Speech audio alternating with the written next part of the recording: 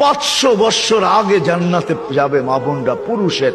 কেননা মা বোনদের দুইটা জন্মগত শখ আছে, একটা নিজেকে সাজাইতে ভালোবাসে, ঘরকে সাজাইতে ভালোবাসে। এই জন্য দেখবেন সারাদিন জ্ঞান জ্ঞান করতেই থাকে, এটা আনলে ভালো হইতো না, ঘরটা একটু সুন্দর হইতো না, এটা হইলে একটু সুন্দর হইতো না। কিন্তু ওই যে অভ্যাস নিজেকে সাজানো আর হলো ঘর সাজানো, বিল্ডিং শিল্ডিং হয়ে গেছে। ছোটবেলা তো আমরা দেখছি, ঠিক না?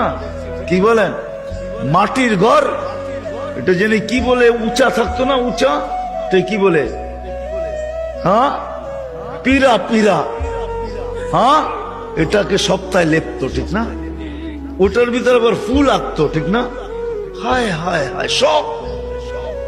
আল্লাহ বলে, বান্দি তোকে 500 বৎসর আগে জান্নাতে পাঠাবো, তুই নিজেকে সাজাইতে পারিস নাই, আমাকে রাজি করতে যায়া শখ পুরা করতে পারিস নাই। এখন জান্নাত যা চাবি তা দিয়ে তোর শখ আমি 500 বৎসর পুরা করব। তারপরে তোর স্বামীকে তুই মিস কল দিবি যে 500 বৎসর শখ পুরা হয়ে গেছে, কাম তুমি এখন আসো, তারপরে তোর স্বামীকে পাঠাবো। ইয়ানকালিবু ইলা আহলিহি মাসরুরা, তখন না স্বামী নাচতে নাচতে জান্নাতের দিকে যাবে, শোক পুরা করবে জান্নাতে। কি দিবে?